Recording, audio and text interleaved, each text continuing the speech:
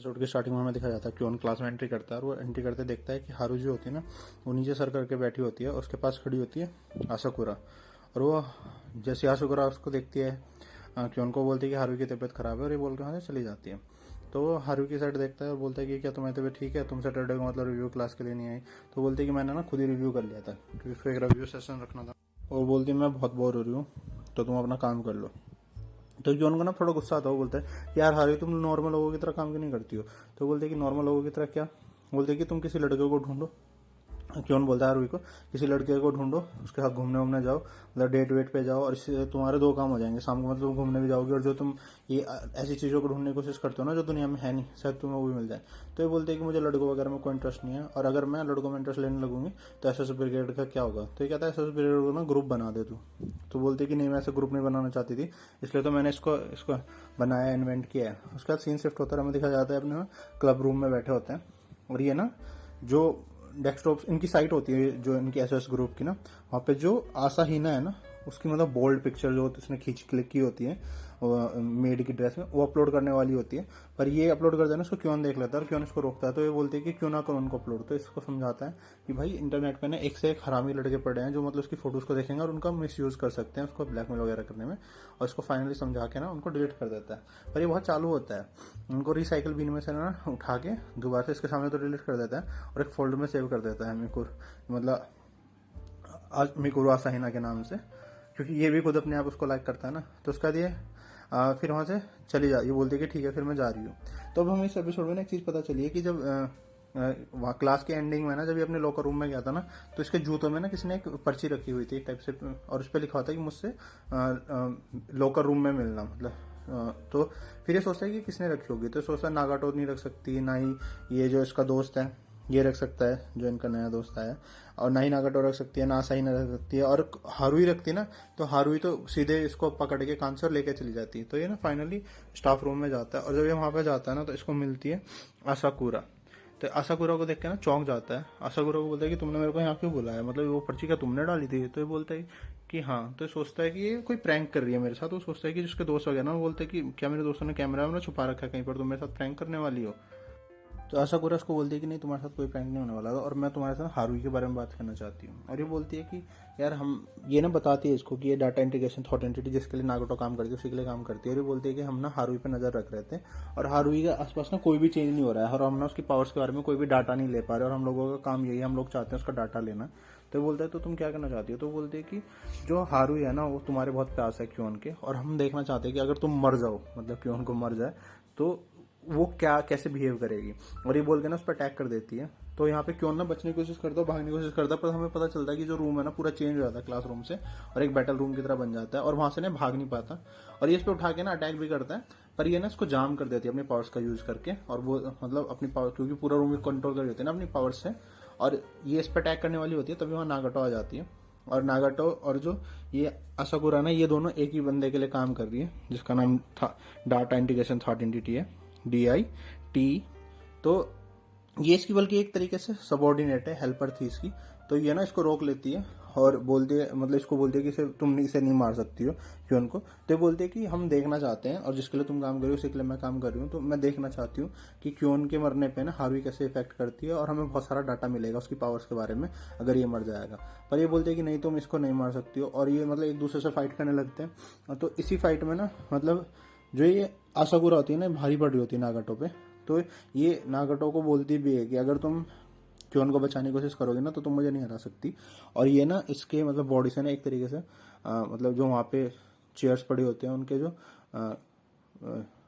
मतलब उसकी बॉडी में ना एक तरीके से आर पार कर देती है कुछ पिलर्स टाइप के ये, और अपनी पावर से बीम से भी उसको अटैक करती है और बोलती है कि फाइनली तुम्हारा एंड होगा। नागाटो बोलती है कि फाइनली एंड हुआ। तो आसाकुरा उस पर बोलती है क्या तुम्हारा एंड हुआ? तो इस पर बोलती है कि नहीं, तुम्हारा जो पावर्स है ना वो एक डाटा की फॉर्म में थी, मतलब जैसे आसाकुरा की। तो ये उसको ना हैक कर रही थी और फाइनली हैक करके ना इसको मतलब इसकी जो वहां पे आसपास जो चीजें होती है उनको खत्म करने लग जाती है।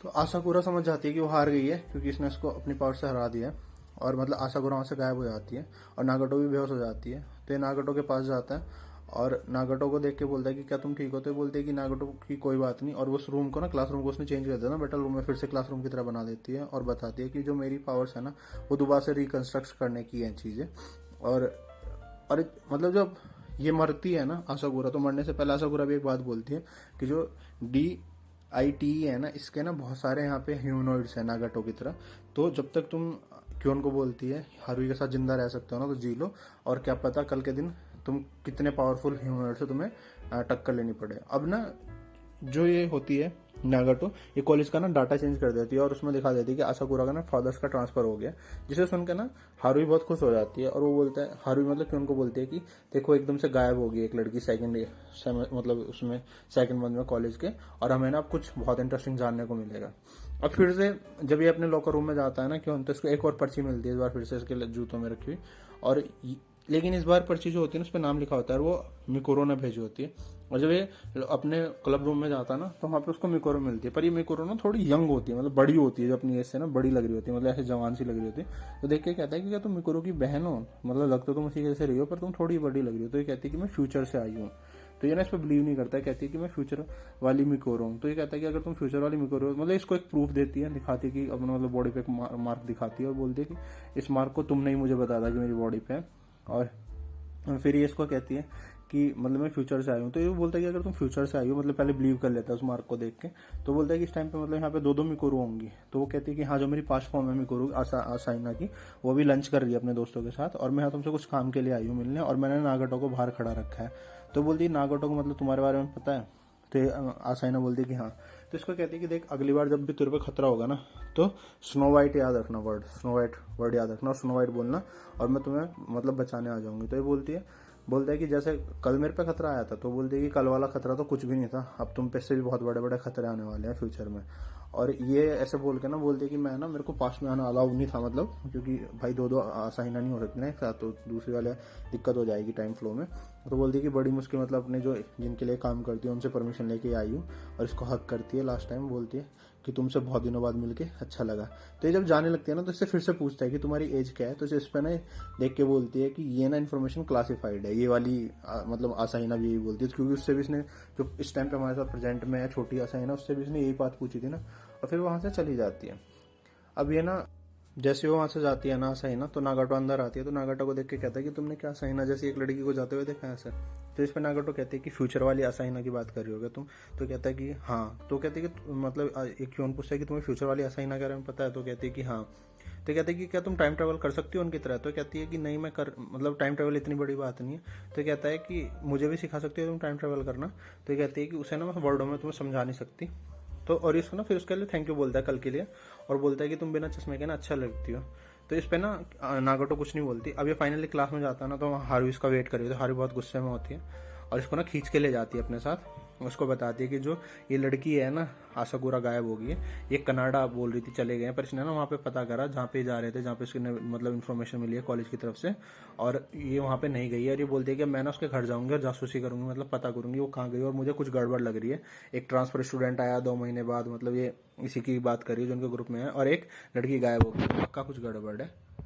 और ये हारुई बोलती है कि मैं उसके अपार्टमेंट पे जाऊंगी जब पहले रहती थी, और वहां से सारी इन्फॉर्मेशन निकाल के रहूंगी।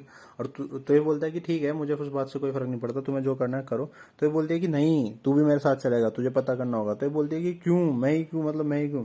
तो बोलती है क्योंकि तुम बोलती है कि तुम कैसे SOS ब्रिगेड के मेंबर हो जब तुम्हें फर्क ही नहीं पड़ता कि तुम्हारे क्लास से एक लड़की गायब होगी, और तुझे भी मेरे साथ ना चलना पड़ेगा, और हम ना आसाकुरा के बारे में सब कुछ पता करके रहेंगे कि वो एकदम से कहाँ गायब होगी। और बस यहीं पे हमारा ना एपिसोड खत्म हो जाता है। तो गाइज यही थी एपिसोड 4 की एक्सप्लेनेशन। वीडियो अच्छी लगी हो तो इसे लाइक करें, शेयर करें, और चैनल को सब्सक्राइब तो पक्का ही कर दे। और वीडियो काफी लेट है तो उसके लिए सॉरी। देखते हैं एनिमे निंजा 2.0 को। Thank you so much.